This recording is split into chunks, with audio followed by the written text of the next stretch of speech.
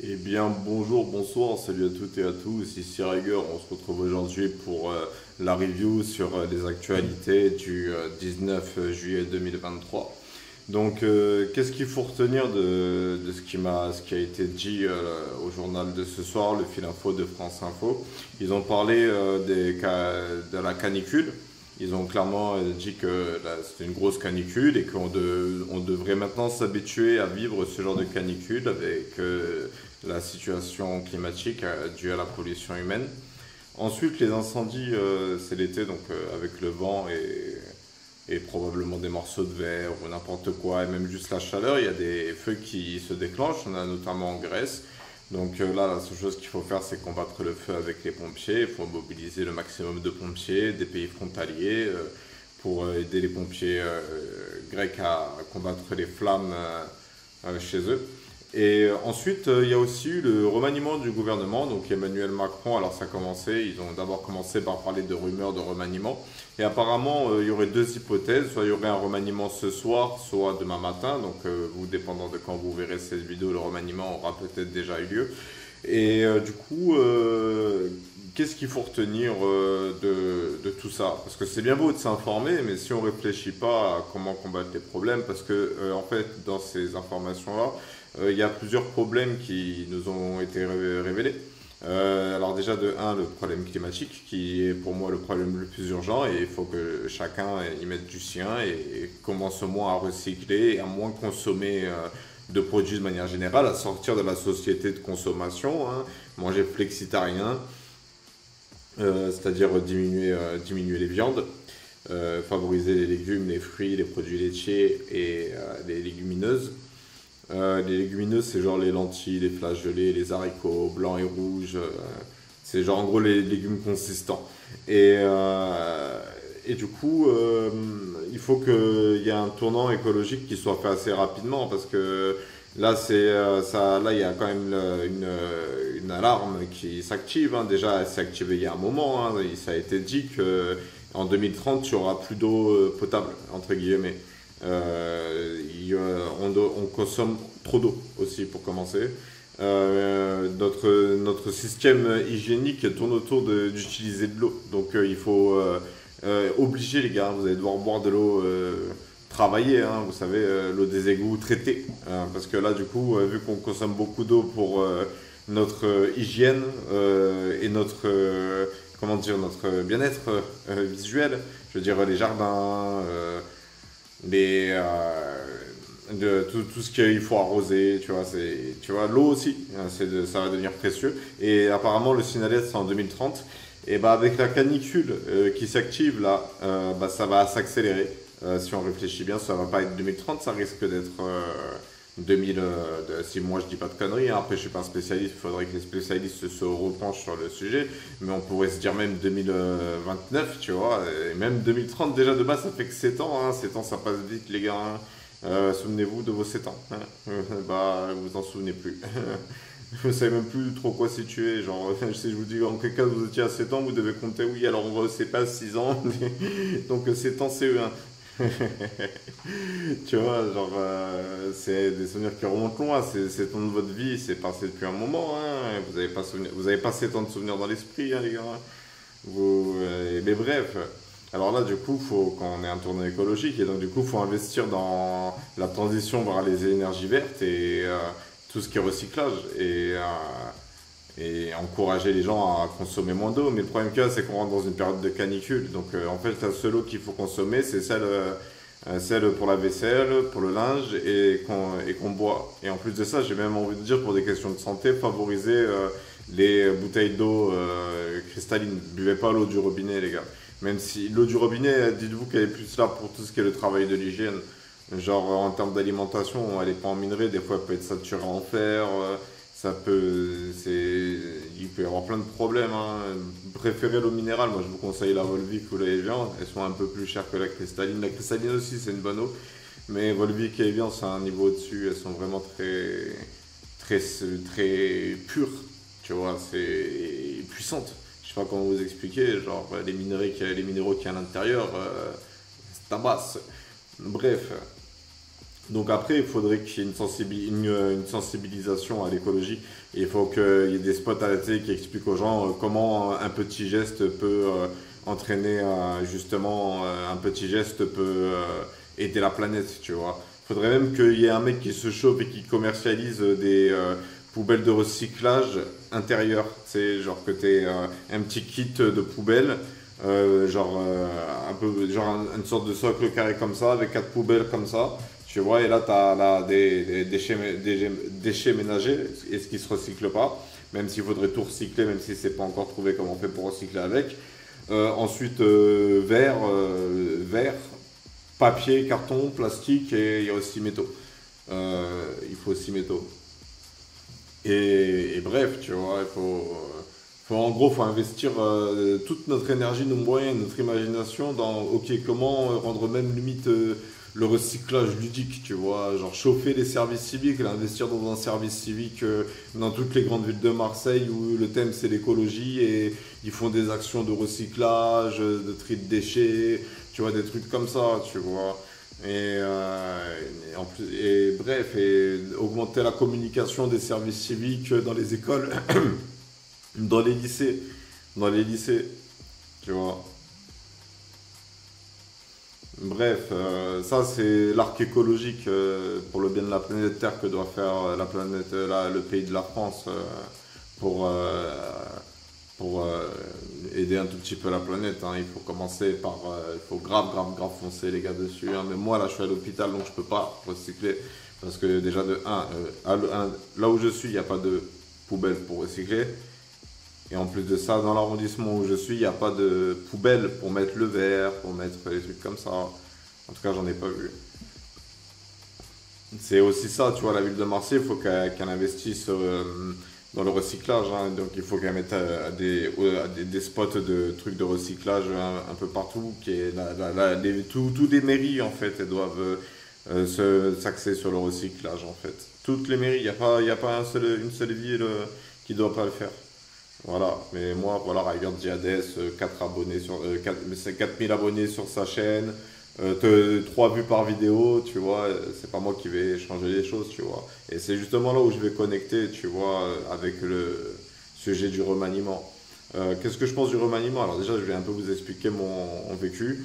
Moi, quand ils ont commencé à parler de la politique du remaniement, j'ai presque rien compris à comment ça fonctionnait, parce qu'il expliquait à peu près comment ça fonctionnait, quel était le rôle et tout ça, mais en réalité, moi je pense pas que ce soit que le remaniement du gouvernement, je pense que c'est un peu, tu vois, Macron, tu vois, ça s'est mal passé, il n'a pas tenu toutes ses promesses, le résultat est pas là, et les victoires ne sont vues que par lui, le peuple ne ressent pas que ça s'est amélioré, donc il va faire un remaniement pour dire, bon ok les gars, on va changer d'équipe, mais en réalité, c'est pas l'équipe qu'il faut changer, c'est la manière de jouer.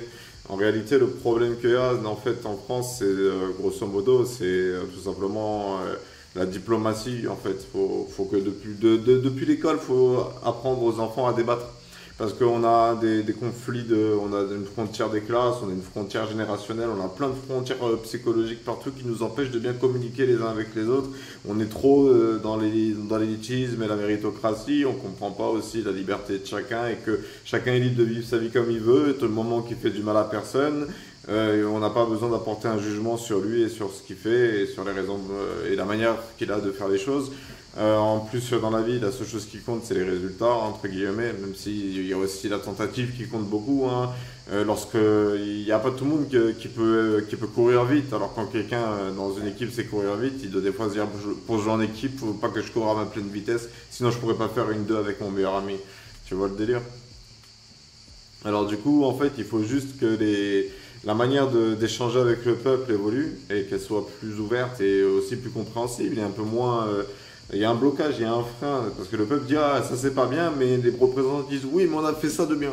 Tu vois, en fait en réalité même si vous avez fait ça de bien, le bien que vous avez fait on s'en fout. En plus la France c'est un pays comme ça, on adore se plaindre et faire des grèves pour tout et pour rien.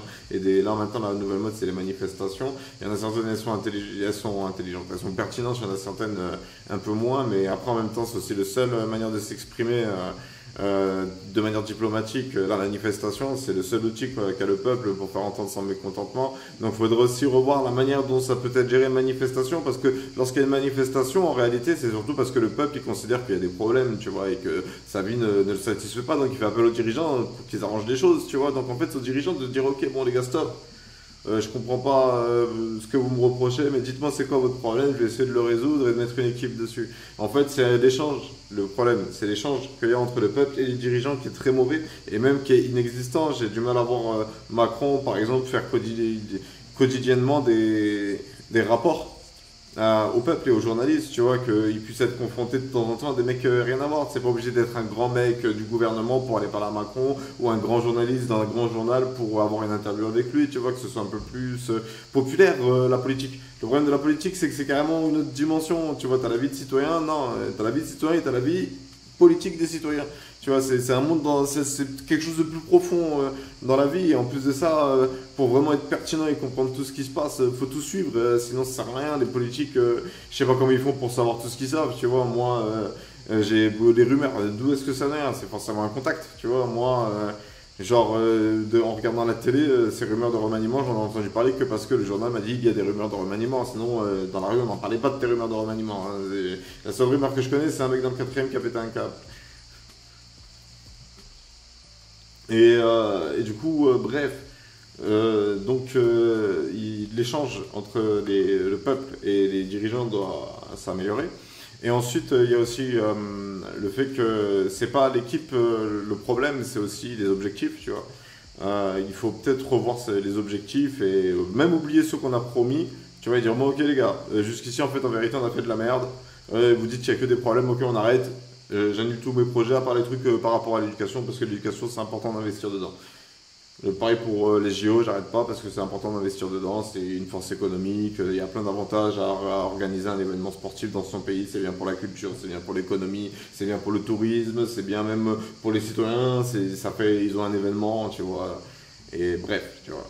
Alors du coup, moi, il faudrait en fait se poser et que chacun y mette un peu du sien, tu vois, et que le peuple réussisse à faire remonter c'est quoi le problème, tu vois, mais que chacun y participe parce que j'entends beaucoup de gens se plaindre du gouvernement, mais je vois personne lutter contre le gouvernement. Donc, les gars, si ça va mal les choses, faut pas se laisser, faut pas s'endormir, hein. Faut faire en sorte que ça s'arrange, hein. Faut pas fermer sa gueule et dire ah c'est pas grave, on peut rien contrôler les gars. Genre, émancipez-vous, putain. Vivez pas à la botte du gouvernement. Trouvez des moyens de vous protéger vous-même. La matrice, on est dans une matrice, tu vois. La réussite sociale, la course à l'économie et compagnie, la vie de citoyen en Occident, c'est comme un jeu vidéo Sims. Le but, c'est de devenir le plus riche. Et le plus populaire, entre guillemets. Et le plus apprécié, tu vois. Les gars, c'est l'heure de mettre un jeton et de jouer, hein, et de dire, nique tes morts, moi j'ai tout niqué. Hein. Je vais changer les choses, putain les mecs ils font n'importe quoi là-bas, allez hop, c'est massif, change ça, bam bam bam bam, c'est possible, hein. Si vous voyez quelque chose et que vous ne cherchez pas à changer les choses, ça sert à rien. Ça sert à rien, c'est pareil, hein. Il y a un autre sujet qui doit revenir très rapidement en France, tu vois, sinon elle va avoir du retard, elle a du retard par rapport aux Pays-Bas, par rapport au Luxembourg, par rapport à l'Espagne, par rapport au Portugal, par rapport à certains États des États-Unis, tu vois, et il faut qu'on reparle, il y a des CBD partout. Tu vois, donc c'est devenu visuellement, tu vois, les gens ils acceptent qu'il y ait de la consommation, même si ça ne défonce pas, tu vois. Mais il faut qu'on reparle de la légalisation du cannabis en France, tu vois. Ça, c'est les sujets actuels du peuple, tu vois. Il faut aussi cibler les trucs qui concernent le peuple populaire. Mais le peuple populaire, il doit aussi participer à la vie politique et pas laisser faire les choses qui l'arrangent pas, tu vois. C'est pas.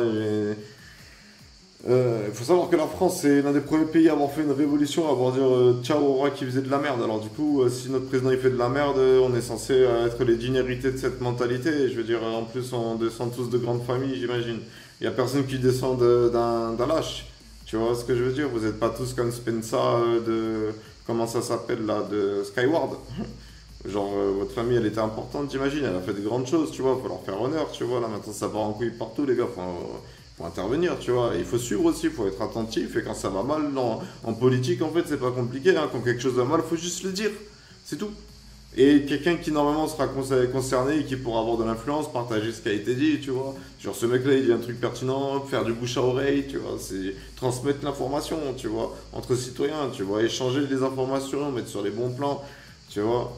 Faut s'entraider, se serrer les coudes, faut arrêter de se marcher dessus et penser qu'à sa gueule. Il y a plein de trucs à changer, faut travailler en équipe, les gars. L'humanité, on n'est pas un, hein, on est des milliards. Hein. Tu vois, si les extraterrestres y viennent, ce sera pas des 1v1, hein, ce sera des batailles 1000 contre 1000. Hein. Peut-être même 9 milliards contre 7 milliards. Tu vois, on pourra pas partir courir se cacher, faudra se battre. Hein. Des fois, c'est comme ça la vie. Hein. Là, il faut se battre pour l'écologie, parce que sinon, on va tous crever. C'est pas compliqué.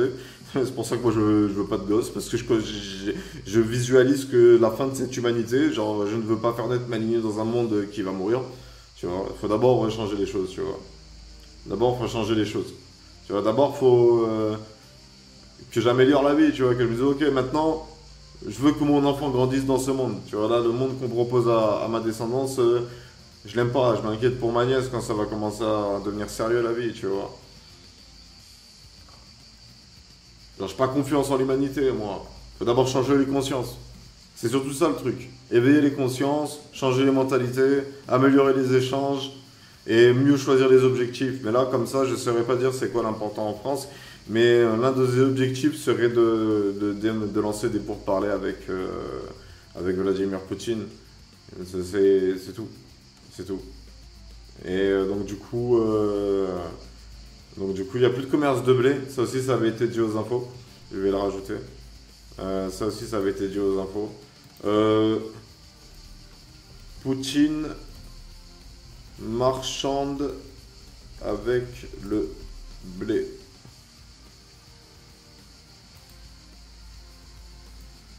Et attendez.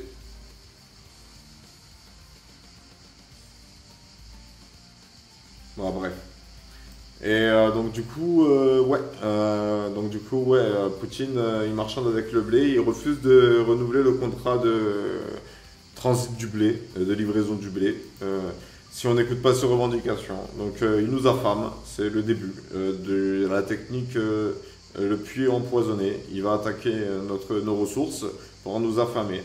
Et si lui, il est réactif plus que nous par rapport aux chaleurs caniculaires et à la sécheresse qui guette la planète Terre, bah, l'Occident risque de se faire tabasser par la Russie sans même que la Russie ait besoin de combattre. Alors là, si on veut battre Monsieur Poutine, il est impératif qu'on investisse dans l'agriculture, du coup. Ce serait un objectif qu'il faudrait faire. Il faudrait qu'il essaye, il achète des terrains, là où il y a des maisons abandonnées, ou des personnes, et qu'il en fasse des champs. Il faudrait qu'il achète des terres pour en faire des champs. Wow. Ça, c'est de l'idée, ça. Ça, c'est une bonne idée, ça. Ça permettrait de lutter contre l'inflation. Si on commençait à faire du blé, je crois qu'on pourrait faire des pâtes. On va regarder la recette des pâtes. On va regarder la recette des pâtes.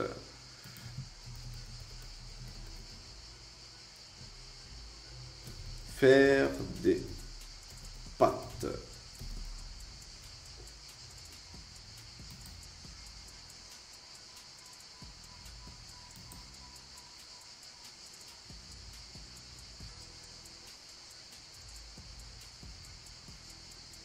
Ah bref, ça rame, bref.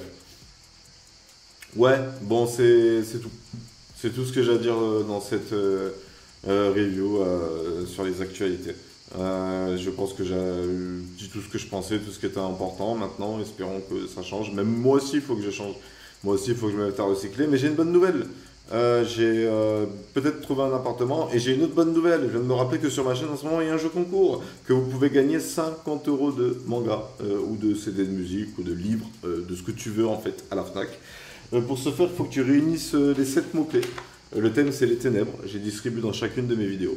Une fois que tu as réuni les 7 mots-clés, tu les postes en commentaire sur l'une de mes vidéos et si tu es le premier, tu as gagné 50 € de cadeaux à la Fnac.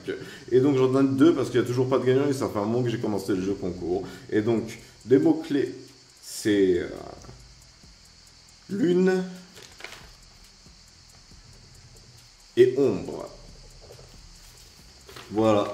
Et on va arrêter la vidéo ici. J'ai bien aimé, les gars, n'hésitez pas à partager vous ce que vous pensez. N'hésitez pas à dire aussi ce qui pourrait être important, allez savoir. Hein. Peut-être qu'un jour, dans des milliards d'années, quand les extraterrestres ils auront conquéri la Terre et que les humains ils auront fait la paix avec eux, tu vois, les extraterrestres de la planète Blue, de la planète Red, de la planète Gold et les humains, ils ont réussi à faire une utopie sur Terre, mais putain, c'est le bordel climatique, ils savent pas c'est quoi les solutions. Et ils décident de se dire, oh putain, mais tu te souviens de ce mec un peu fou là, qui a fait des trucs un peu psychotiques là, et qui a fait rajouter la catégorie démon sur Twitch, et qui a fait des trucs bizarres dans sa tête, et il parle avec des trucs et tout. Tu te souviens? Ouais, je m'en souviens, ouais. Il était bizarre, mais ça me tuait à chaque fois de l'écouter. Il faisait que des blagues en musique. Ouais, bref, il avait une chaîne YouTube, là, et ses abonnés, ils étaient pas cons en vrai. Il y en a certains, ils avaient proposé des bonnes solutions. Allez, les moussaillons, c'est parti, il faut sauver le monde. Ouais, on y croit, à moitié, mais on y croit quand même. On y croit à 20%. Mais on commence déjà par sensibiliser. Déjà, c'est bien si on sensibilise, c'est qu'on a la théorie. Il faut qu'on réfléchisse à la théorie. Et une fois qu'on aura tous bien la théorie, il faudra la mettre en pratique. Mais là, en gros, il faut investir écologie, agriculture et engager, faire des formations de médiation, des médiateurs et sensibiliser les gens à communiquer les uns avec les autres, envoyer un policier dans un lycée, par exemple, j'en sais rien, moi. Faire des trucs un peu de jeunes, tu vois. Bref, allez, sur ce, c'était Rigueur. Je vous souhaite une bonne journée, une bonne soirée, un bon après-midi et je vous dis à bientôt pour une prochaine vidéo.